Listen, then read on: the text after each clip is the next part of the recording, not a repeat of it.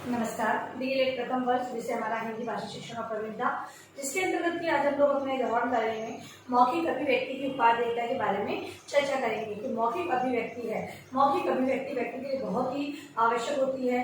सर्वप्रथम बालकों को जो हम शिक्षण कौशलों की बात करते हैं, बालकों के अंदर जो शिक्षण के कौशलों का विकास करते हैं, उसके अंदर सबसे पहले हम सुनने के कौशल का विकास करते हैं। उसके बाद उसमें बोलने के कौशल का विकास, बोलना यानी व्यक्त करना या अभिव्यक्ति करना।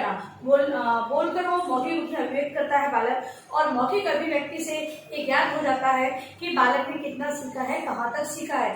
तत्पश्चात जो अध्यापक है उसके आगे की जो प्रक्रिया है वो सुचारू रूप से चालू करता है, जिससे कि बालक है जितना वो सीखे हैं उसके आगे की जो शिक्षण का कार्य है वो कर सके। इस हेतु शिक्षक है बालकों में मौखिक अभिव्यक्ति का विकास करता है, और ये बहुत ही उपयोगी है बालकों के लिए। आइए हम कुछ बिंदुओं के माध्यम से चर्चा करते हैं कि ये मौखिक अभिव्यक्ति है किन किन रूपों में अपना मतलब कि महत्व रखती है या किस प्रकार इसकी उपयोगिता हम मान सकते हैं। तो पहला है अधिगम की सरलता। अधिगम की सरलता।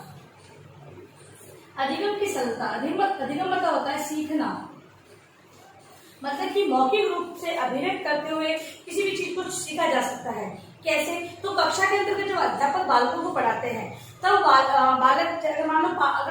अगर हम भाषा की बात करें, हिंदी भाषा की, तो बालक से पाठ पढ़वाना चाह रहे हैं, तो बालक अगर मौखिक रूप में बोलकर नहीं बताएगा तब तक अध्यापक को ये ज्ञात नहीं होगा कि बालक कहाँ पर गलत पढ़ रहा है, कहाँ पर उसे समझ में नहीं आ रहा है।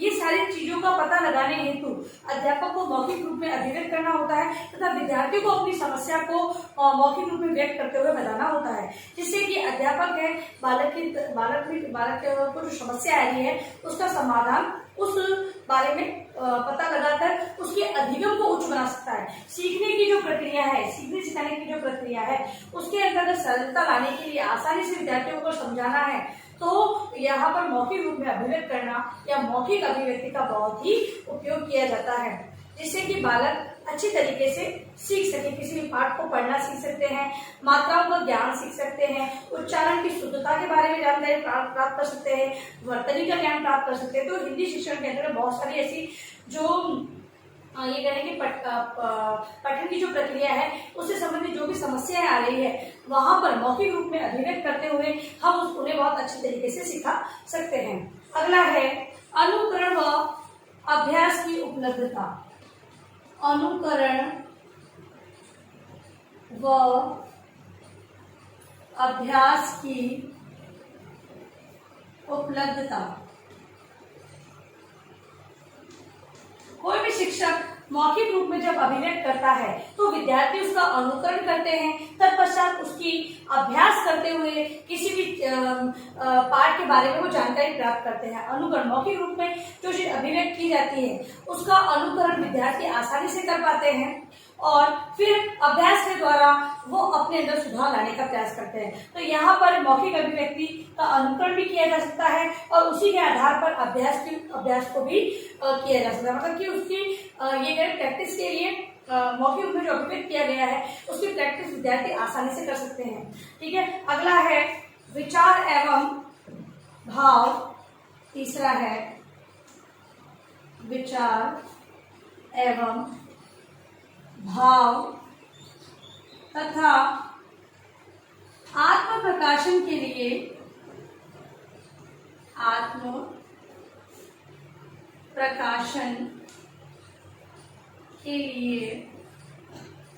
पर्याप्त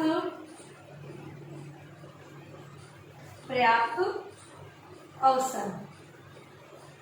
मौखिक रूप में, भाई लिखित रूप में बालकों को थोड़ी कठिनाई होती है, वो लिखित रूप में किस प्रकार अभिव्यक्त किया जाए, किस प्रकार की जो रूपरेखा बांधी जाए, उन्हें थोड़ी समस्या आती है। लेकिन मौखिक रूप में बालक है वो अपने विचारों भावों को, क्योंकि वो सुन रहा है, किसी का अनुकरण कर रहा है, अभ्यास द्वारा एक जानकारी प्राप्त कर रहा है, तो इतनी क्वालिटी उससे आ जाती है कि बालक अपने विचारों भावों तथा अपने रूप को, मतलब कि कोई बालक है कविता का वाचन बहुत अच्छी तरीके से करता है, देखकर सीख रहा है, उसके अंदर इक्वालिटी है, तो वो उसका प्रकाशन स्वयं मौखिक रूप में अभिव्यक्त करते हुए बता सकता है पूर्ण हाव भाव के द्वारा।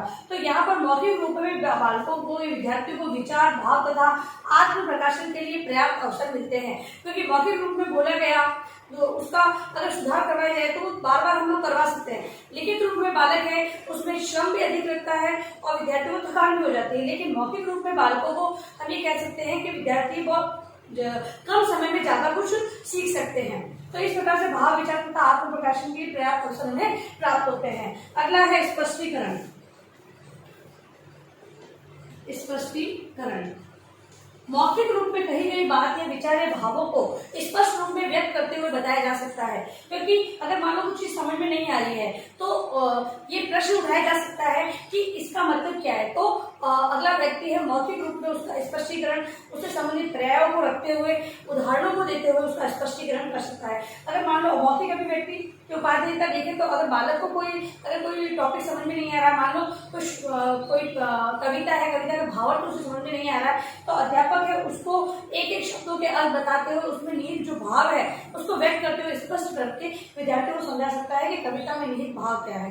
लेकिन इस प्रकार स्पष्टीकरण के लिए भी मौखिक अभिव्यक्ति उपादेयता रखती है। फिर है दृढ़ता में सहायक। दृढ़ता में सहायक अभ्यास मतलब कि मौखिक रूप से अपने विचारों को व्यक्त करते करते एक समय ऐसा आता है कि जो विचार होते हैं वो दृढ़ता लिए होते हैं, मतलब कि कोई भी बात कही जा रही है और मतलब कि उसमें बात को इतना अच्छा और सटीक तरीके से बताया जाता है, उसके अगर मान लो बात मैंने जो सही कही जा रही है उससे संबंधित तथ्य भी उनके पास होते हैं कि बात अगर मान लो कोई एक टॉपिक समझाया गया बालकों को तो वो टॉपिक के पीछे उसके पीछे तर्क भी होते हैं कि टॉपिक अगर मैंने बताया है और उसके बारे में सारे विचार प्रस्तुत किए हैं तो किन तर्कों के आधार पर ये विचार प्रस्तुत किए गए हैं। तो मतलब कि सब धीरे धीरे मौखिक अभिव्यक्ति के आधार पर जो अभिव्यक्ति है वो कैसी हो जाती है, तो दृढ़ता लेने में सहायक होती है। दृढ़ रूप से कहा जाता है कि मतलब कि जैसा कहा गया उसके आधार पर अनुकरण भी उसका किया जा सकता है। तो इस प्रकार से जो विचार होते हैं वो दृढ़ता ले लेते हैं। एक समय ऐसा आता है कि विचार है वो अनुकरणीय विचार या दृढ़ता लिए हुए विचार हो जाते हैं। फिर है वार्तालाप।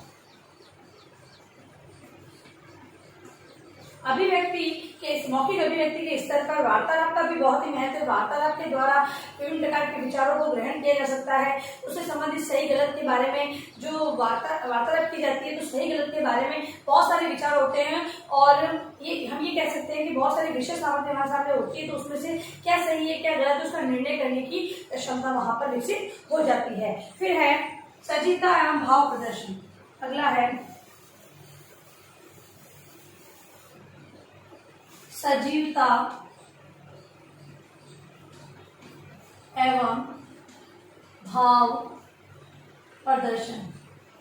सजीवता एवं भाव प्रदर्शन मौखिक अभिव्यक्ति के अंतर्गत जो बातें व्यक्त की जा रही है विभिन्न प्रकार उदाहरण दिए जाते हैं। कहीं पर अगर मान लो अपने पास वो चीजें होती भी, मान लो अगर हम पेड़ों के बारे में कोई पर्यावरण के संबंधित पेड़ों के बारे में कोई जानकारी दे रहे हैं तो पेड़ आसपास होते हैं तो उससे संबंधित हम लोग उदाहरण देके बताते हैं कि ये पेड़ है, इसमें ये सारी जो बातें हैं वो बता रहे हैं। ठीक है, तो यहाँ पर सजीवता मौखिक रूप में जो अभिव्यक्त किया जाता है वो सजीवता का प्रदर्शन करते हैं, मतलब कि हमारे समक्ष ऐसे उपस्थित हो इस प्रकार से उसका वर्णन किया जाता है। लिखित रूप में हम लोग इस चीज को पढ़ते हैं तो हम भावनाओं, कल्पनाओं के उनके विचारों को समझने का प्रयास करते हैं। लेकिन जहाँ मौखिक रूप में अभिव्यक्त किया जाता है वहां पर बहुत ही व्यक्ति के विचार है बहुत ज्यादा प्रभावित करते हैं तथा उसी के आधार पर निर्णय भी ले लिया जा सकता है। फिर है रुचि एवं अभिवृद्धि।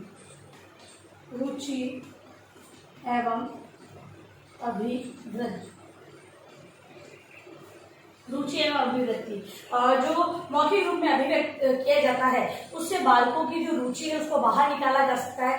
विभिन्न बालक अपने मौखिक रूप में अभिव्यक्त करेंगे तथा उसके बाद कक्षा में विभिन्न प्रकार की गतिविधियों का आयोजन किया जाता है, क्योंकि जो पाठ्यक्रम है आजकल जो पाठ्यक्रम बनाया जा रहा है बाल केंद्रित पाठ्यक्रम है इसमें शैक्षिक गतिविधियों के साथ साथ विद्यार्थियों को शिक्षण कार्य करवाया जा रहा है। तो जिससे कि क्या होता है बालकों के अंदर जो छिपी हुई रुचि है उनकी अभिव्यक्ति है उनका विकास इससे होता है। कैसे कि बालकों को विभिन्न प्रकार के अवसर दिए जाते हैं, इससे बालक मंच पर आते हैं, कक्षा कक्ष में विभिन्न बालकों का नेतृत्व करते हैं और इससे उनकी अभिव्यक्ति का विकास होता है और इसी आधार पर उनके अंदर जो निहित रुचि है अध्यापक को रुचि पता चलती है और अध्यापक है अपने प्रयासों के द्वारा उस रुचि को आगे बढ़ाने का प्रयास करते हैं।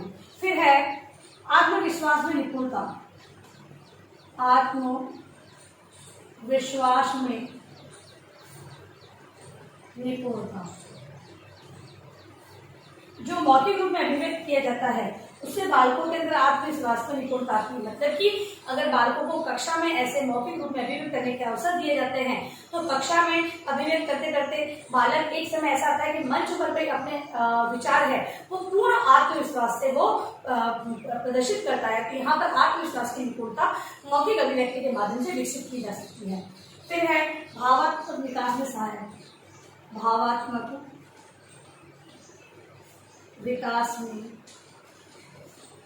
सहायक मौखिक अभिव्यक्ति है वो बालकों के अंदर जो भाव होते हैं या किसी के भावों को किस प्रकार समझा जाता है ये सारी क्षमता उनके अंदर विकसित करने में बहुत ही महत्वपूर्ण माने जाते हैं। तो भावात्मक विकास में ये जो मौखिक अभिव्यक्ति बहुत ही सहायता करती है। और अगला है मानसिक एवं बौद्धिक विकास। मानसिक एवं बौद्धिक विकास। मानसिक जब विभिन्न प्रकार के विचारों को बालक सुनता है उसके समय तर्क के बारे में वो जानता है तो बालक की मानसिक एवं बौद्धिक विकास, क्योंकि विभिन्न प्रकार के विचार सही गलत उनमें निर्णय लेना ये सारी चीजें बालक सीखता है जिससे कि बालकों के अंतर्गत मानसिक और बौद्धिक विकास होता है। तो इस प्रकार से हम ये कह सकते हैं कि मौखिक अभिव्यक्ति मौखिक रूप में जब बालक अभिव्यक्त करेगा तो इन गुणों का विकास उनके अंतर्गत स्वतः ही हो जाएगा, क्योंकि बालक है वो इतनी समझ उसके विकसित हो जाएगी कि बालक आज कक्षा में अभिव्यक्त कर रहा है तथा बाद में वो अपने विचारों भावनाओं को अलग अलग प्रकार से व्यक्त करने का वो सीख जाएगा तथा आगे जाकर भी वो अपनी रुचि क्या है वो उसको व्यवसाय के रूप में भी अपना लेगा। तो इस प्रकार से ये जो मौखिक अभिव्यक्ति इस प्रकार से उत्पादकता रखती है। अभी करना पड़ेगा हरे कृष्ण आप लोग।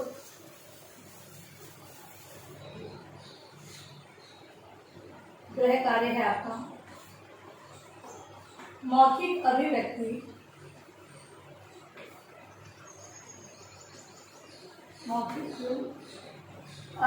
की उपादेयता को स्पष्ट करें। मौखिक अभिव्यक्ति की उपादेयता को आपको स्पष्ट करना है जो आज हमने पढ़ा है उसी को अपने उत्तर पुस्तिका में लिखना है। और अंत में इस महामारी के दौर में कम से कम आवश्यक कार्य होने पर आप बाहर निकलें। बाहर निकलते 3 बातों का विशेष ध्यान रखें। मास्क लगाएं, सोशल डिस्टेंस और हाथों को बार बार सैनिटाइज करते रहें। सुरक्षित सभी का ध्यान रखें।